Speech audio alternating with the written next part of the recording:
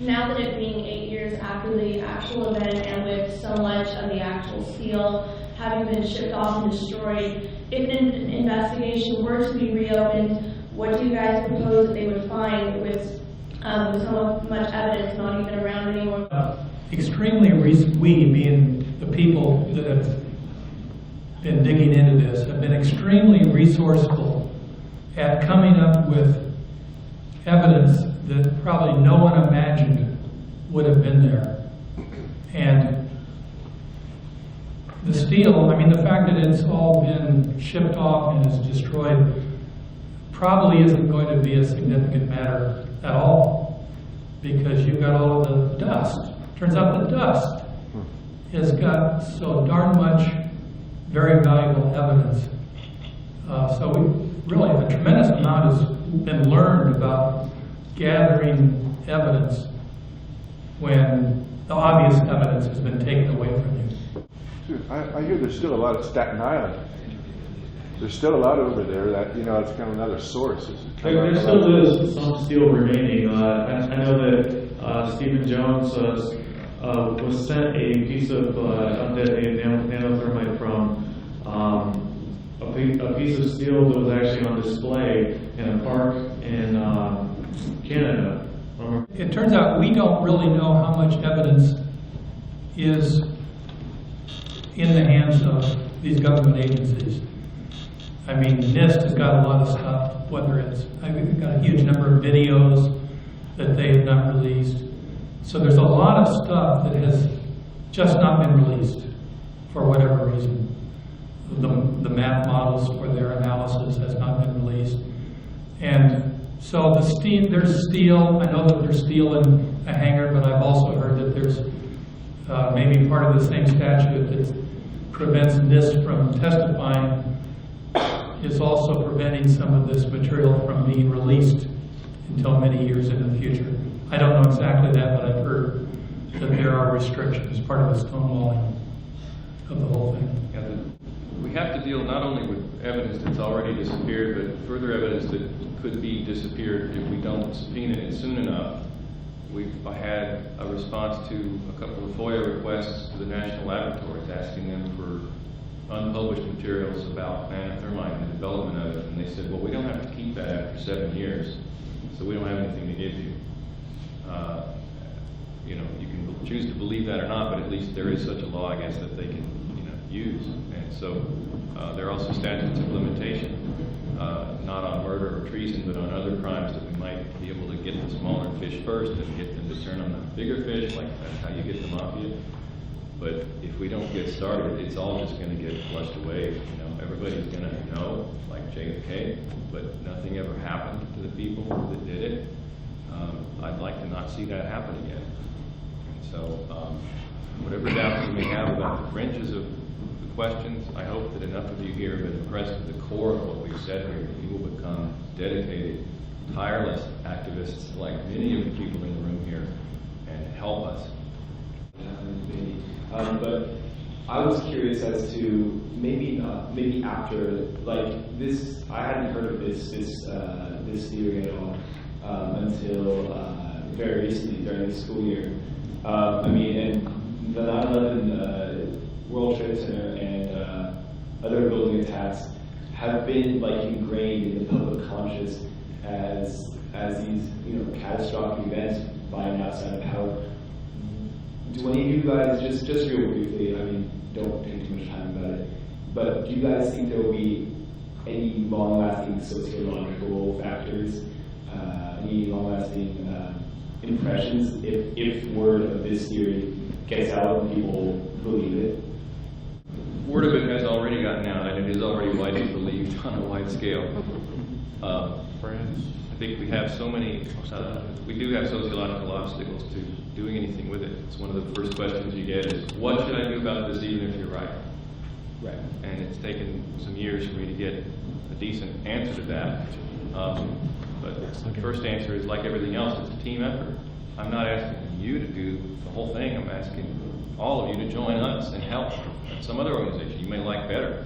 But join with other people who've already done the research and who have thought about strategies, and take action every week to make progress before more of the evidence gets destroyed.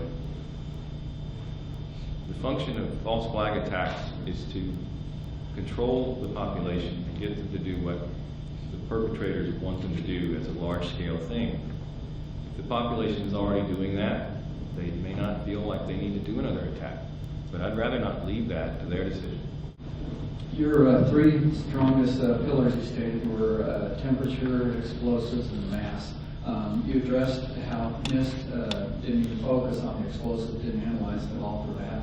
I'm not interested in the mass, but I was a military pilot for over 30 years and investigated accidents, and I've seen many aircraft burned up in fires, and they're completely, or almost completely, still intact.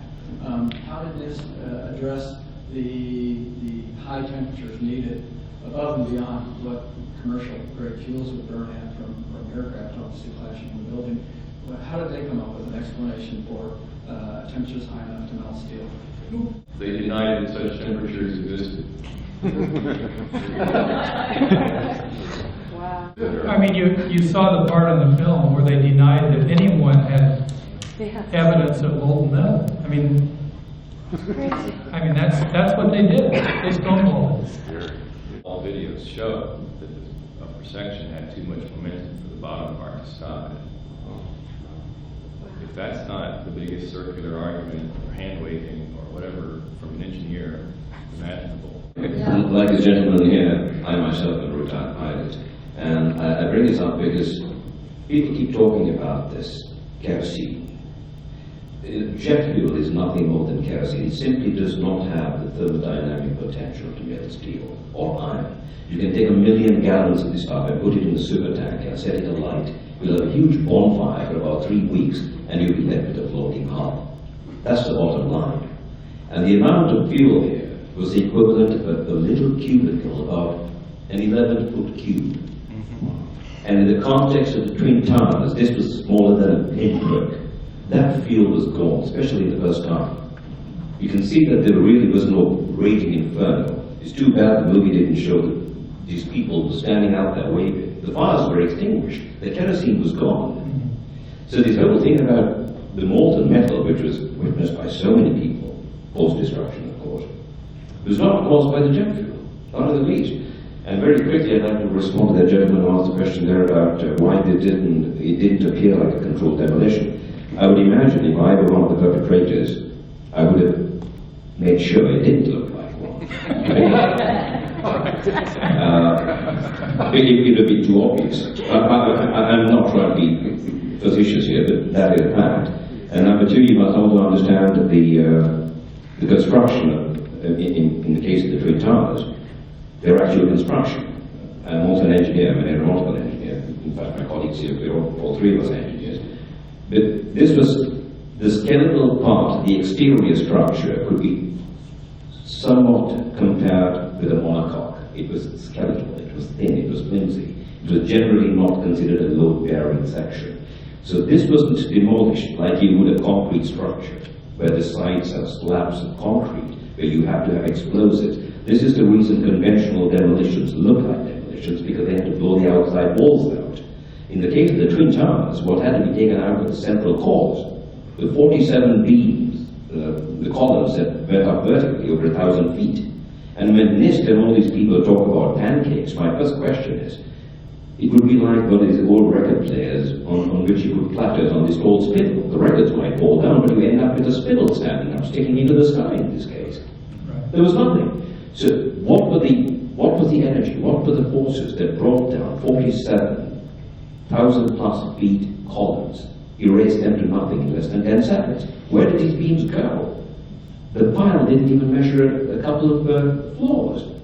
And then, of course, we come down to molten metal. And there was a gentleman here earlier who asked a question whether many of these beams had been numbered, because I do believe Mr. Deets spoke to that. I think what he was referring to is how did he know where these particular beams came from? And that's because the two mechanical sections, of course, which were engineered and structured completely different from the rest of them. These were very heavy, load-bearing sections, the mechanical sections for all the air conditioning equipment and so forth. So it was easy to identify the components that actually were blown out of the mechanical sections. Thank you.